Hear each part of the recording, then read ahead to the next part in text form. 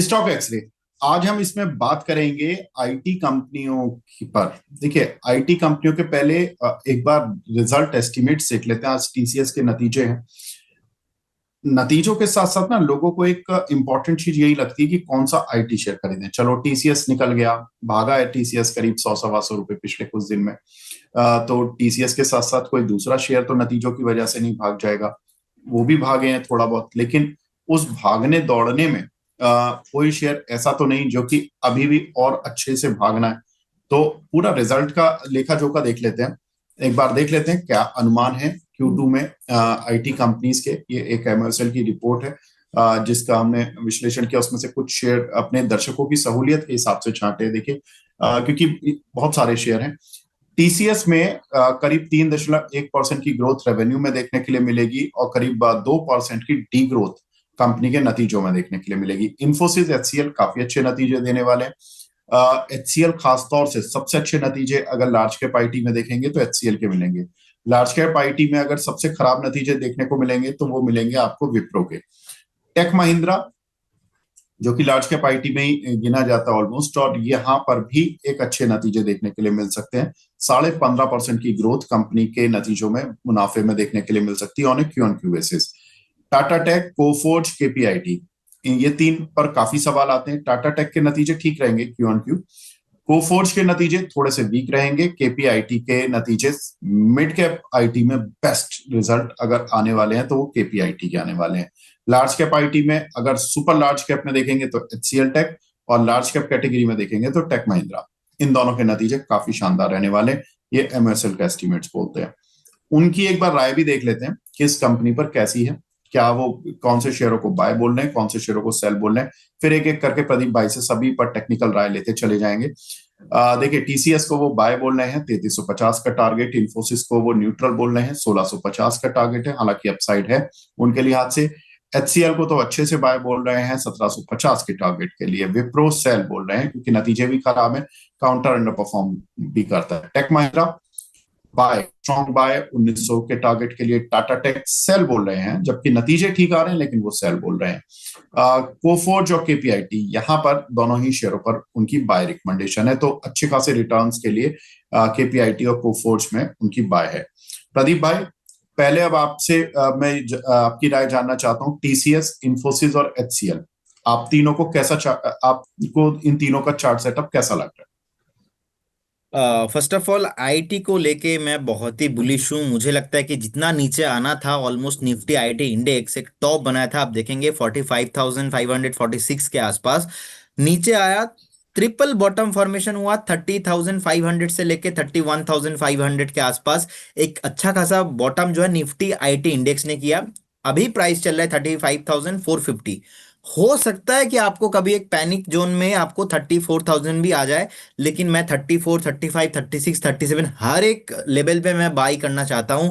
मैं एक बार एग्जिट करूंगा 44, 45 के आसपास जाके, लेकिन मैं ओवरऑल आईटी को लेके मेरा व्यू पॉजिटिव है। Number one. सेकंड थिंग, मैं टीसीएस को अच्छा देखता हूं। अगर रिजल्ट मान लीजिए थोड़ा बहुत खराब भी आ जाता है या न्यूट्रल भी आ जाता है, क्योंकि मुझे लगता है कि ऑलरेडी प्राइस के साथ डिस्काउंटेड है, अभी ये नीचे जाने का उतना पोटेंशियल नहीं लग रहा है। हमने रिसेंटली देखा 2950, 2940 के आसपास से बढ़िया एक मोमेंटम आया है, और मुझे लगता है कि रैली कंटिन्यू होना चाहिए। शॉर्ट टर्म व्यू से भी मुझे लगता है कि एक बार 3650, 3700 जाने के लिए रेडी हो रहा है। और सेकंड स्टॉक जो अच्छा खासा लग रहा है वो है कोफोर्स। कोफोर्स का चार्ट बहुत बढ़िया है, और मुझे लगता है कि डेफिनेटली आपको बाई करके जाना चाहिए। और अगर आपका मिड टर्म का भी व्यू है, नेक्स्ट 4-5 महीने का भी व्यू है, मुझे लगता है कि ये ऑल टाइम हाई लगा सकता है, क्योंकि आईटी में बढ़िया रिकवरी रहा है कोफोर्स लिमिटेड में। मुझे लगता है कि 1911, 1950 जाने के लिए रेडी हो रहा है। उसके ऊपर क्लोजिंग पे आपको ये 2250, 2300 तक भी आपको 1.5-2 सालों में आता हुआ दिखाई दे सकता है।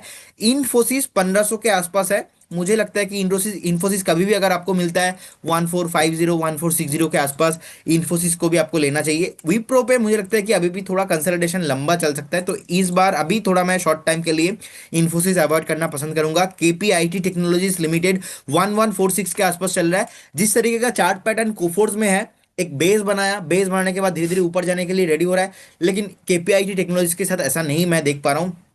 कंटिन्यूअसली नीचे आ रहा है। इनफैक्ट हो सकता है कि it will take another 1 to 2 weeks, या तो रिजल्ट आने के बाद एक बार बेस बना जाए, लेकिन केपीआईटी में अभी भी बेस नहीं बन रहा है। तो इसीलिए मैं एक बार केपीआईटी को अभी अवॉइड करना पसंद करूंगा। मैं अभी एक्सट्रीमली ज़्यादा बुलिश हूँ, मैं कोफोर्स के साथ मैं जाना पसंद करूंगा। मैं इन्फोसिस थोड़ा बहुत मुझे लगता है कि नीचे खरीदना चाहिए। टीसीएस में कुछ भी प्रॉब्लम नहीं है। टेक महिंद्रा का चार्ट भी मुझे बहुत बढ़िया लग रहा है, अभी 1465 के आसपास है।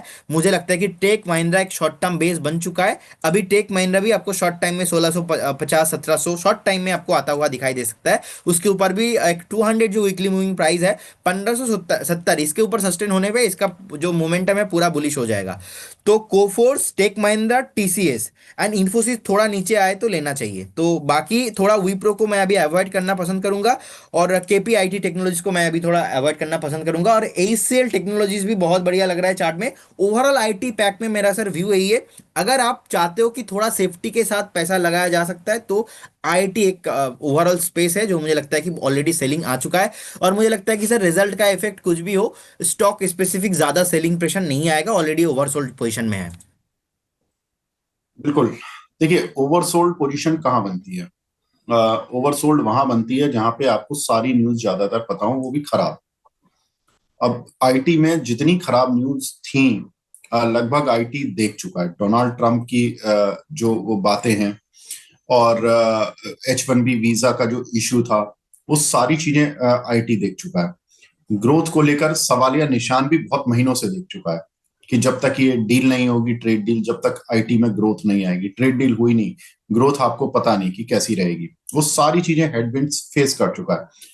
अब होता क्या है कि नए राउंड की सेलिंग तभी आती है जब कोई नई खबर आती है, या तो वो हो, या अगर एक भी अच्छी खबर आ जाती है तो वो वहां से बाइंग शुरू हो जाती है। प्रदीप भाई को चार्ट पे दिख रहा है कि यहाँ पर बाइंग आएगी। तो मैं इसलिए सपोर्ट कर रहा हूँ प्रदीप भाई का कि खराब खबरें आ चुकी हैं, अब अच्छी खबरों का इंतजार है। अब अच्छी खबरें आएंगी या नहीं आएंगी ये हमें भी नहीं पता, लेकिन चार्ट अभी फिलहाल एज ऑफ नाउ बोल रहे हैं। प्रदीप भाई, वैसे तो आपने मेरा काम काफी आसान कर दिया कि मैंने आपसे 4 पूछे थे, आपने 8 पे ही व्यू दे दिया ऑलमोस्ट। लेकिन बस एक ही शेयर रह गया, वो हमारे दर्शक सबसे ज्यादा लेकर बैठे हुए, टाटा टेक। इस पर और बता दीजिए, क्योंकि टाटा टेक में है क्या ना कि यहाँ पर रिजल्ट तो ठीक आ रहे हैं, और कॉन्ट्रा व्यू है मोतीलाल का, वो रिजल्ट ठीक बोल रहे हैं लेकिन सेल बोल रहे हैं, और बोल रहे हैं कि 570 आ जाएगा। आप बताइए सर, ये 570 आ जाएगा, ये 720 710 की रेंज को पार करके ऊपर निकल जाएगा? सर आपने आई थिंक कुछ महीना पहले एक बार अपना स्टॉक एक्सरे में भी पूरा डिस्कशन किया था अपने टाटा टेक को लेके। अब इसमें मेरा व्यू है, आईपीओ के बाद लगातार परफॉर्म किया नहीं, और मैं ऐसे स्टॉक को सपोर्ट करता नहीं हूँ जो आईपीओ डे हाई के नीचे आ जाता है वहां पे ऊपर नहीं आता है। लेकिन हम्म। वैल्यूएशन भी एक बात है, मैं हमेशा देखता हूँ टॉप टू बॉटम या तो बॉटम टू टॉप, तो इतना ऑलरेडी नीचे आ चुका है, नीचे आने का ज्यादा पोटेंशियल और मुझे नहीं लग रहा है। और हमने एक चीज चार्ट में देखा क्लियर कट, 660 में एक बार बाउंस बैक आया, 655 में बाउंस बैक आया, ऑलमोस्ट 657 के आसपास बाउंस बैक आया। तो लास्ट अगर अगस्त अगस्त मंथ से अभी भी देखा जाए तो 3 बार तो बाउंस बैक 660 के लेवल से आ चुका है। तो इसीलिए मेरा मानना है आप एक रेंज बाउंड के अंदर अभी भी जो है चल रहा है। 725 एक लेवल है, 725 से लेके 730 एक रेंज है। अगर इसके ऊपर एक बार वीकली क्लोजिंग मिल जाता है तो फिर से आपको ये स्टॉक आपको 890 900 के ऊपर आपको उसके बाद एक रिकवरी जोन में आ जाएगा। लेकिन बार बार लास्ट 2 3 बार देखा गया है कि 725 से 730 के आसपास एक सेलिंग आ रहा है, और नीचे के साइड में बार बार 650 से 655 के आसपास बाइंग आ रहा है। तो ये ना रेंज के अंदर फंसा हुआ है, जब तक ये दोनों की तरफ रेंज ब्रेक नहीं करके सस्टेन करेगा इसमें कुछ नहीं होने वाला। लेकिन वैल्यूएशंस के हिसाब से अगर आप मुझसे पूछेंगे कि क्या करना चाहिए, मैं बोलूंगा इस जोन पे बाय करके जाना चाहिए। अगर इसको नीचे जाना था, टेक्निकली देखा जाए, साइकोलॉजिकली देखा जाए, टेक्निकली तो सपोर्ट ले रहा है, साइकोलॉजी देखा जाए तो इतना खराब था न्यूज, आईटी खराब है, नहीं चल रहा है, इसको अगर नीचे जाना था तो कब का नीचे चला गया होता। बार बार बेस बना रहा है, कहीं ना कहीं एक फॉलो अप बाइंग इसमें आना है, तो मेरे ख्याल से आपको बाय करके जाना चाहिए। हाँ वो बात अलग है कि एक बार अच्छा होगा कि अगर आपको 690 पे कभी भी मिल गया, 700 के आसपास कभी भी मिल गया तो बाय ऑन डिप करके जाइए। लेकिन हताश होने का कुछ जो बात है वो मुझे लगता है कि नहीं रखना चाहिए। अभी मैं इसमें पॉजिटिव ही हूँ, और मुझे लगता है कि अच्छा खासा बेस बनने के लिए रेडी हो रहा है।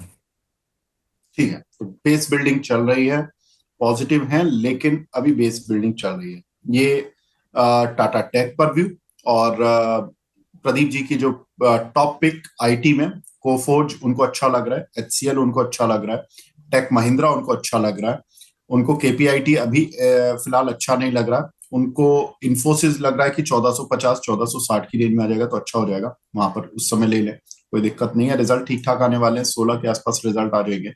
विप्रो ने अच्छा नहीं लग रहा, विप्रो किसी को भी अच्छा नहीं लग रहा, इनफैक्ट रिजल्ट भी अच्छे नहीं, मोतीलाल जी को भी अच्छा नहीं लग रहा, उनकी भी रिपोर्ट यही बोल रही है 200 रुपए तक आ जाएगा, तो विप्रो से भी दूर है। ये सभी की राय कंसोलिडेट होकर आ रही है। तो कौन से आईटी को लेना, कौन से आईटी को नहीं लेना, और प्ले पॉजिटिव प्ले नेगेटिव जिस पर करना है वो राय आपको मिल गई। प्रदीप भाई बहुत बहुत शुक्रिया, लेकिन जाने से पहले आपका डिस्क्लेमर लेना चाहूंगा। थैंक यू विवेक सर, आपको एंड सारे व्यूअर्स को। And investment in securities market subject to market risk, जितने भी स्टॉक्स को लेके मैंने बात किया है, कोई भी स्टॉक्स में मेरा कोई पर्सनल पोजीशन या हमारे कंपनी का कुछ भी होल्डिंग पोजीशन नहीं है। No conflict of interest from our side. Stock market में कुछ भी गारंटी नहीं होता, पास्ट परफॉर्मेंस फ्यूचर में इंडिकेट नहीं होता। एंड जब भी आप हमारे कुछ भी एडवाइस से इन्वेस्ट करो, काइंडली आपका जो खुद का स्टडी वो होना चाहिए, एंड आपका जो पर्सनल फाइनेंशियल एडवाइजर है उनसे सलाह लेके कीजिए। Thank you. ठीक है, तो प्रदीप भाई बहुत बहुत शुक्रिया हमसे जुड़ने के लिए, अपना कीमती समय देने के लिए। आपसे बात करते हैं, और बहुत बहुत शुक्रिया।